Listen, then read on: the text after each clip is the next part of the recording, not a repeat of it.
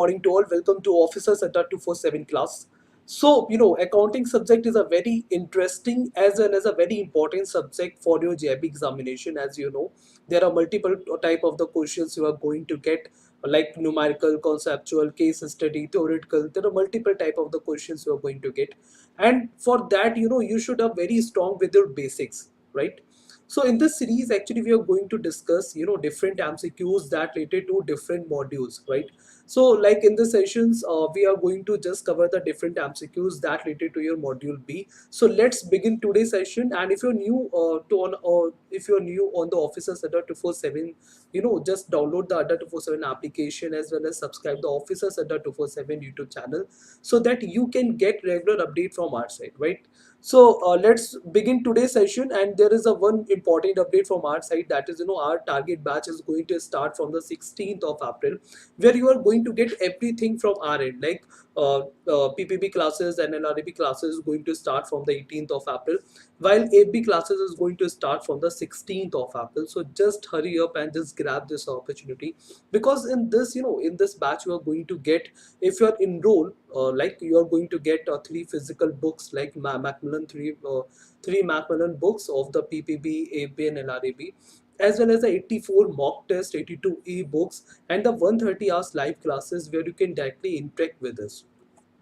Another thing, currently we are just offering the flat 80% off, because this is biggest Navratri Mahotsav we are celebrating. So just use the code Y422, and with this code you are going to get a big discount, like flat 80% you are going to get on any JAIIB and CAIIB product, like if you're just enrolling in the batches. So just use the code Y422, okay? And if you're using like if you're enrolling through the application, so you are going to get a one extra off here, that would be the flat 81% off. Do not forget to apply the code Y422, right? Just visit the adda247.com where you can get everything. So let's start today's session, and before to begin I would like to say, look, whatever I'm conveying here, if you're finding anything is important, just pen down that, right? So let's start today's session. So the first question, that in India, accounting and standards are issued by, okay, just tell me what would be the answer of this. After that I will explain this. So whenever we're talking about the accounting standards, so what we understand by the accounting standards, accounting standards actually just understandable as the written statements, okay? It is actually the written statements. So accounting standards actually are the written statements of uniform accounting rules, or say guidelines or practices for making the uniform financial statements from every companies, right? So the full form of the ICAI, and the correct answer, that would be the ICAI. And the full form of the ICAI, that is the Institute of the Chartered Accountants of the India. And the most of the time actually we saw that the maximum of the time the full form that actually asked in the examination. So you should know that what is the full form of the ICAI. So in India, accounting standards are issued by the ICAI, that is a full form of the Institute of the Chartered Accountants of India, okay? Now the second question, okay, there is a sum. Let me just fix this. Just tell me what would be the answer of this. Okay. Accounting standards are issued for the purposes of, like, improving dependability of the financial statements. As we actually discussed why accounting standards are framed, okay? So accounting standards, like the first option is giving improving dependability of the financial statements. Auditing work becomes every like easy task for the auditor. Elimination of the non-comparability between financial statements. So the correct answer, that would be the C, and you have to understand the correct answer, that is C, and you have to understand why accounting standards are framed. So just understand, suppose that there are two companies are working, okay, and if we have to just compare the two companies, so whenever we have to compare like one thing to another thing, what we exactly do, we have to do comparison with the same parameter, okay? And for the same parameter, actually we frame the accounting standards, Okay, and the different accounting standards are framed, like for the different things different accounting standards are framed, and the same accounting standard that followed by every company for preparing their financial statements. Okay, so the correct answer that would be, the main purpose of the accounting standard is to elimination of the non-comparability between the financial statements, right? So the correct answer that would be the C.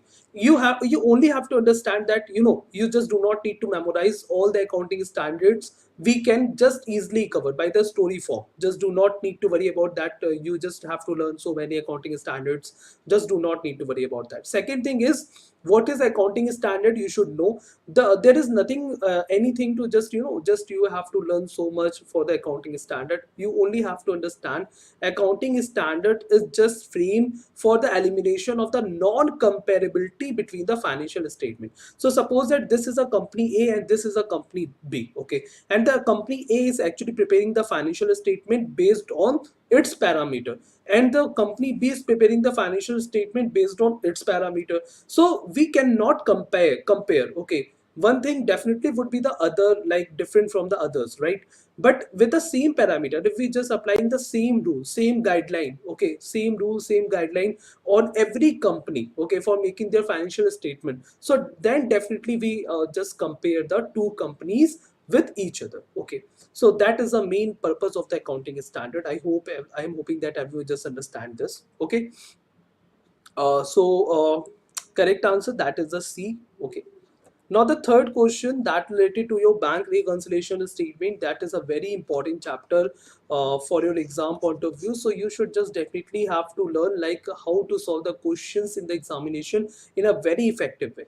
Okay, so like whatever the way I'm just conveying you here, just you only have to follow that, right? So just first understand this question, and in the yesterday session I also just explain you one bank reconciliation statement question. Based on that way, you have to just solve this question and just tell me what would be the answer of this. Just quickly tell me what would be the answer of this question.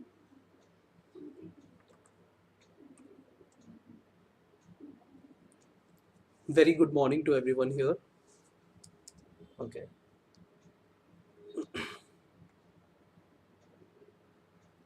whenever we're talking about like bank passbook balance is given. Okay, so like whenever the passbook balance is given, so you have to understand, you just write here cash book. The second step, you have to write here cash book and the passbook here. And the third step, if you return here cash book, so you just encircle the here cash book and here cash book. Three step you have to follow whenever you are going to solve the question of the bank reconciliation statement. After that, now the bank passbook balance, if the here it is given as per the bank passbook, there is a bank overdraft of the 7,000 rupees is given. So bank overdraft, that means the customer actually just took the loan off from the bank. And this bank reconciliation statement is actually prepared by the customer. And if customer is taking the loan, that means in his if I'm talking about like in his cash book, it is actually represented as the negative figure.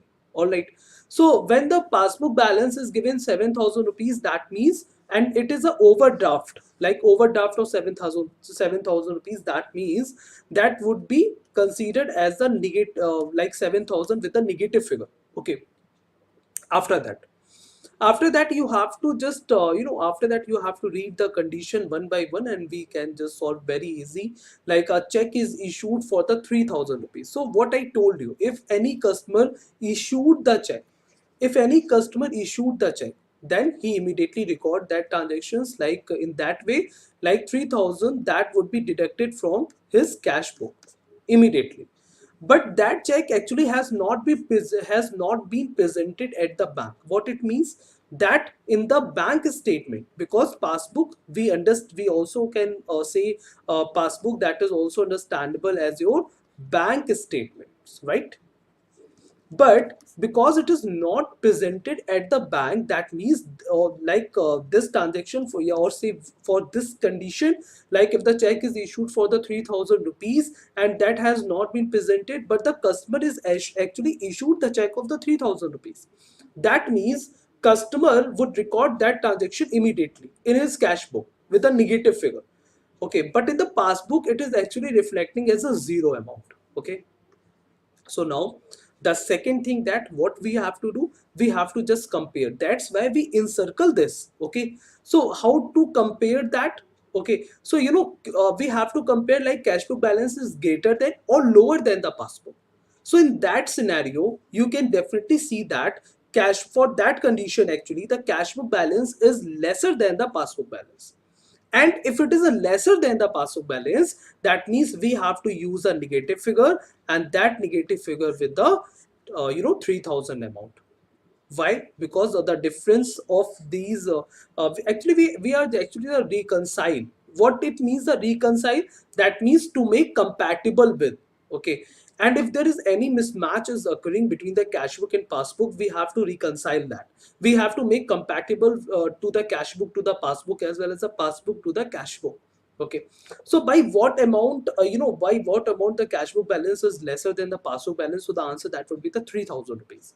Okay, so that's why we are just using the 3000 rupees here, and that would come with the negative figure. So the correct answer, that would be the 10,000 rupees. Okay, that would be the 10,000 rupees. So the correct answer, that would be the what shall be the balance as per the cash book. So your answer would be the 10,000 rupees would be your answer, like as per the cash book, that would be the balance. Okay, so I'm hoping that everyone just understanding this concept very well.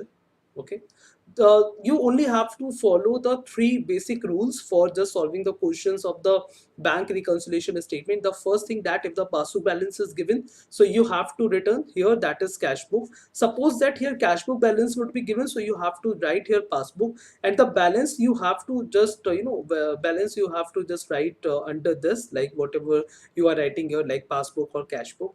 The second thing, whatever you have written here, just encircle that and just encircle here that, for the comparison, or say for easy understanding, like how like what component we have to compare. Okay, so that's the reason that that's the way we actually solve the questions of the bank reconciliation statement. Now the another question is related to your accounting standards. So accounting standard 3 deals with, you have to tell, in the yesterday class we actually discussed about the accounting standard 2. So just tell me, accounting standard 2 deals with, that is valuation of the inventories, right? In the yesterday class actually we understand that. And one more accounting standard we actually discussed, accounting standard 10, that actually deals with the fixed asset. Have you remember that? Okay, so that relates to your fixed asset. Okay, now we have to understand accounting standard 3 deals with, that deals with the cash flow statements. Okay, so that would be your correct answer. Okay, just tell me what we understand by the cash flow. Anybody know about the what we understand by the cash flow? Actually cash flow is your, like, is the movement of the money in and out. Okay, so whenever the movement of the money in and out, like of the from the company, okay, or say in the company, so then it is known as a cash flow. So whenever the movement of the money coming into a business, that is known as a cash inflow, and when the movement of the money just going out from the business, that is known as a cash outflow. That is very obvious to understand. I'm hoping that everyone just understanding this. Okay, accounting subject is a very interesting subject if you understand with very with very interest, and with if you're understanding everything with a very basic concept. Okay, so that is a very interesting subject. So accounting standard 3 deals with a cash flow statement, and in the very simple term, if I say what we understand by the cash flow, that is a simply movement of the money in and out of the company. Okay, so accounting standard 3 deals with a cash flow statement. Okay, accounting standard 2, valuation of the inventory, and accounting standard 10, that relates to fixed asset. Accounting standard 3, that relates to cash flow statement. Okay, I'm hoping that everyone just memorize that. Now another question, that is question number 5th, that is when credit balance is equal to the debit balance, the trial balance check and shows. Whenever you are getting the question related to trial balance, you have to understand why we make the trial balance. We actually make the trial balance for checking the arithmetical accuracy of the whatever the laser accounts we prepared. Okay, so for checking the arithmetical accuracy, we actually just we actually just prepare the trial balance, right? So whenever the credit balance is equal to the debit balance, Or and one more thing that you have to understand, that in the trial balance, a debit entry or say debit balance should be equal to the credit balance. That is a primary thing for the making the trial balance. Okay, so whenever we make the trial balance, we have to understand debit balance should be equal to the credit balance, right? And if there is any mismatch occurring, suppose that debit balance we are getting 800, okay, and in the credit balance we are getting 600, that means like in any transactions, like for recording or say for just posting the transaction, there is there is some there is some mistake is actually occurred. Okay, for that the mismatch is just occurring here, like between the debit and credit balances. So when the credit balance is equal to the debit balance, the trial balance check and shows what, that is arithmetic accuracy. The correct answer, that would be the C for this case. Okay, one more important thing I would like to tell here, the another thing that, like in the while we are just understanding for the cash book, like cash book, if you're talking about when we are making the cash book, what component we keep on the debit side, we keep the cash receipts. Okay, cash receipts on the debit side and cash payments on the credit side. Have you remembered that? I have told you that. Okay, so while when we are just going to make the cash book, so whatever the cash receipts, that we keep on the debit side, and whatever the cash payments, that we keep on the credit side. And while making the trial balance, okay, when we are talking about the trial balance, so what component we keep on the debit side and what component we keep on the credit side. On the debit side, this is about the trial balance, right? So this is we are talking about the trial balance. So on the debit side, we actually keep all the assets, we actually keep all the expenses. Okay, and on the credit side, we actually keep the liabilities, incomes, or you can also say that that is a gains. That is a very important thing you have to understand, because based on that you are going to get the questions in the examination on the cash book as well as on the trial balance. Okay, so that is a very important thing you have to understand. Next question. Next question is also important. Balance sheet, what balance sheet reflect? Whenever the balance sheet is prepared, and balance sheet actually prepared on the date. You have to understand that balance sheet is actually prepared on any particular date. Okay. So balance sheet what reflect? Balance sheet actually shows the financial position of the business. The correct answer, that would be the D. Okay, so you have to understand that balance sheet, what balance sheet shows. In the balance sheet, we actually if you are just when we just understand the balance sheet chapter, where we are going to understand what are the assets, what are the liabilities, and the capital and the owner's equity, shareholders fund, that all the things we actually keep on the in the balance sheet. Okay, so that actually just that actually explained the financial position of the business. So balance sheet actually shows the financial position of the business. That is a very important thing you have to understand. The correct answer, that would be the D. Okay, now the next question is a very important question, like I discussed about the trial balance to you.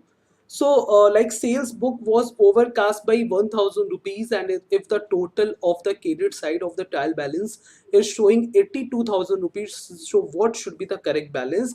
And these type of the questions you are going to get in the examination in the 2 marks, so that this this chapter is a very important to understand. Okay, so whenever you're going to get these kind of the questions in the examination, so you first have to understand what component we keep on the debit side and what component we have to keep the credit side. So whenever we are talking about any company, and like this is a company A and the sale is given, like sale is given, that means that sale actually generating the revenue for the company, actually generating the income for the company. All right, so if I talking about like this is a company, and if I'm talking about like for the sale purposes, like to sale, what sale represent? Actually sale represent the income, or say sale representing for the revenue for the company, right? So like I discussed you that on the debit side, what we keep on the debit side, we keep the assets and the liability, oh, sorry, assets and the expenses. Okay. And on the credit side, we actually keep the liabilities as well as the income or gains. So sale book was overcast by 1000 rupees. What we understand by the overcast? Whenever we just, whenever we record the transactions more than its actual account, then it is understandable as a overcast. And what we understand by the undercast, that is whenever we record the transactions we below below the actual amount, that is known as the undercast. Okay. So like sales book was overcast by 1000 rupees, that means suppose that for example the sale would be 5000 rupees, but we overcast, like we record the 6000 rupees, so that is the example of your overcast by 1000 rupees, right? And the another thing we actually know that in the while making the trial balance, the debit balance should be equal to the credit balance. Okay. So if the total of the credit side of the trial balance is showing 82,000 rupees, so if I'm talking about like credit side balance that is given 82,000 rupees, so you actually written here that is 82,000 rupees. But the sales book, if I'm talking about the sales would be mentioned on the credit side, right? And it is actually the overcast by 1000 rupees. That means the debit balance, the debit balance should be 81,000 rupees and the actual balance should be 81,000 rupees, because it is actually overcast by 1000 rupees. I'm hoping that everyone just understand. Look how simply we actually solve the questions in the examination if you just understand everything with a very basic concept. Okay. So that would be your answer, 81,000 rupees. No any options are given here. 81,000 rupees is not given here. Okay. So the correct answer, that would be your 81,000 rupees. Just add another option here, that would be your correct answer here. So the correct answer, that would be 81,000 rupees. Okay. Everyone just understand this? Look, it is very simple to understand. Okay. The very first thing that you have to understand, that assets and the whatever the expenses that we keep on the debit side, and the liabilities and the incomes we keep on the credit side. That's it. Okay. I am hoping that everyone just understanding this. All right. Now to the next question. Next question is related to bill receivables. So bill receivable belongs to which account category? Whenever we are talking about the accounts, we know that accounts actually classified into two categories. That is one personal and another one that is impersonal. Personal account further classified into three categories. That is, natural, artificial, as well as the representative account. And the impersonal account, that is categorized between that is categorized into the real account as well as the nominal account category, right? So that account they actually mentioned here. So you have to just tell here, that is bill receivables that belongs to which account category, right? So whenever we're talking about the bill receivable, that is actually a type of the document. Okay. That is actually just understandable as a document, and that document actually drawn by an entity, drawn by an entity. Okay.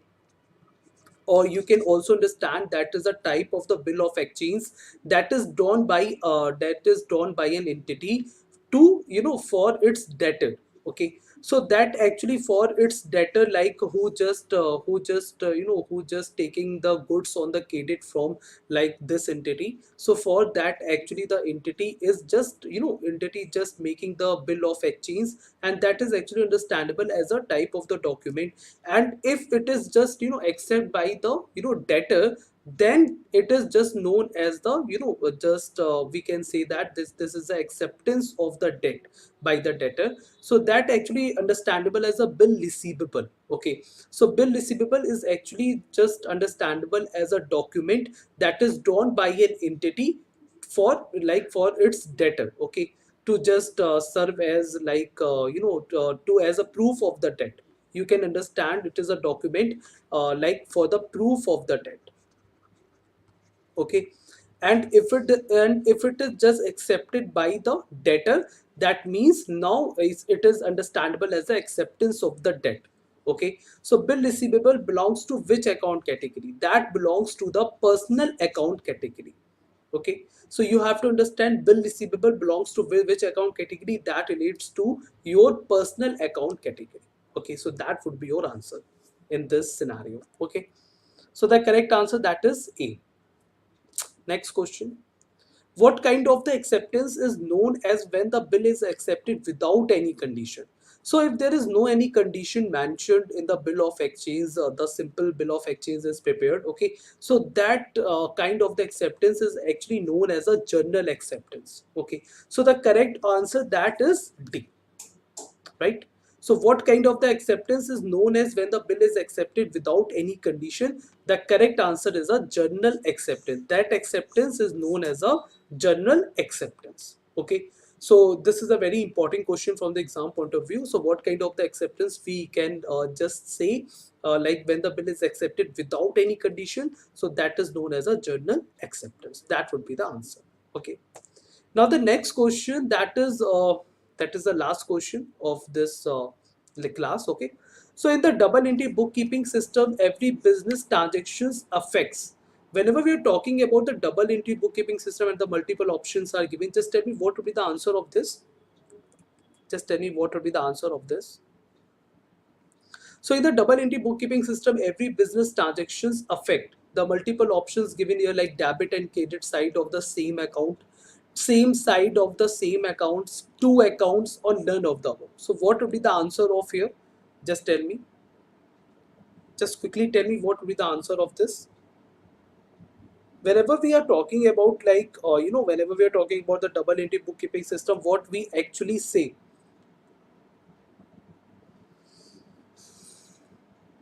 Look, in the double entry bookkeeping system, we have to understand only one thing, that every debit entry has its the credit entry. That's it. Okay, that we actually understand. In the double entry bookkeeping system, every debit entry has its a credit entry. Okay, and it affects the two accounts. It affects the two accounts. Okay, suppose that if we are talking about like any company is purchasing the furniture, right? So if the company is purchasing a furniture for suppose that for cash, okay, for cash, suppose that 3,000 rupees company is purchasing the furniture. So if I'm talking about, we have to just record the transaction, so we actually follow the double entry bookkeeping system. So there actually two accounts would be involved. The first account, that would be the furniture account, and the second account, that would be the cash account.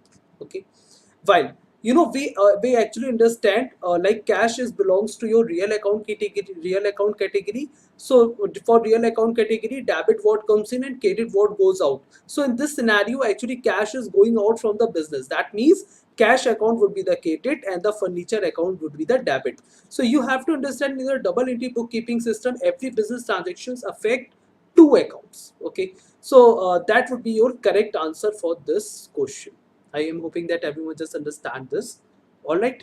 So the correct answer, that would be the C. So just tell me like how many marks you are getting in the 10 out of the 10. How many marks you are getting everyone here? And I just I just saw that many of our bankers just gave the correct answer of every questions. So very nice attempt by everyone. Just try to write down if you're finding anything important in the during the class. Okay.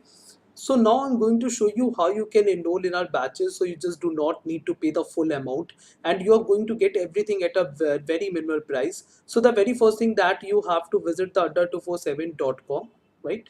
And currently, Navratri Mahotsav we are celebrating, so you're going to get 80% off.